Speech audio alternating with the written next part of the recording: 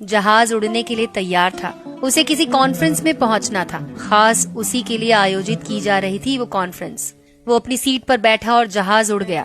अभी कुछ दूर ही चला था कि कैप्टन ने ऐलान किया, तूफानी बारिश और बिजली की वजह से जहाज का रेडियो सिस्टम ठीक से काम कर नहीं रहा है, इसलिए हम करीबी एयरपोर्ट पर उतरने के लिए मजबूर हैं। जहाज उतरा और वो बाहर निकलकर कैप्टन से शिकायत करने लगा। उसका एक एक मिनट कीमती है। होने वाली कॉन्फ्रेंस में उसका पहुंचना बहुत जरूरी है। पास खड़े दूसरे मुसाफिर ने उसे पहचान लिया और बोला, डॉक्टर जिशान साहब, आप यहाँ पहुँचना चाहते हैं? टैक्सी द्वारा यहाँ से 3 घंटे में पहुँच सकते हैं। उसने शुक्रिया अदा किया और टैक्सी लेकर निकल पड़ा।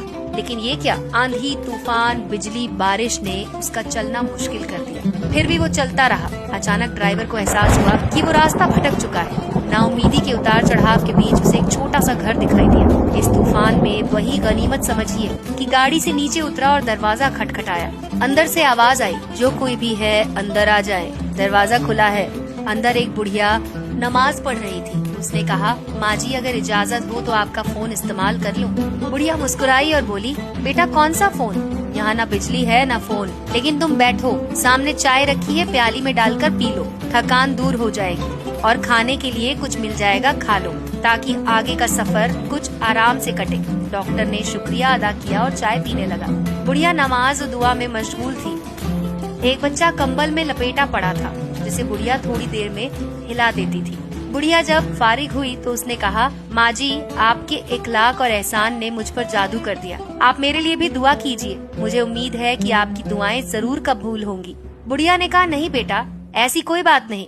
तुम राहगीर हो और राहगीर की खिदमत करने का हुक्म अल्लाह ने दिया है। मैंने तुम्हारे लिए भी दुआ की है। खुदा का शुक्र है, उसने मेरी हर दुआ सुनी है। बस एक दुआ की कबूलियत में शायद उसे ज्यादा समय लग रहा है। जब वो चाहेगा उसे भी कबूल कर लेगा।